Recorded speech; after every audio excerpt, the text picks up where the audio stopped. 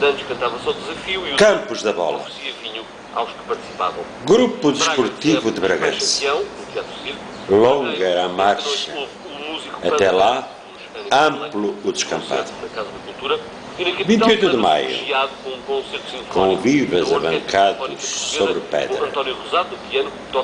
Ginásio de Alcobaça. Para uns o resultado acabava por dar certo. De tantas paragens vindos, saboreávamos, reunindo-nos, quase destino, o ar do Mindeiro. São Luís. Aparício tentava repor a verdade nos descontos, mas os passos para a grande área não resultavam como queríamos. Bom fim, Setúbal. Vitorioso disparo, o do Henriques. E o sol explodiu. Bom final de tarde, dirias, ainda não está resolvido o acidente do 119?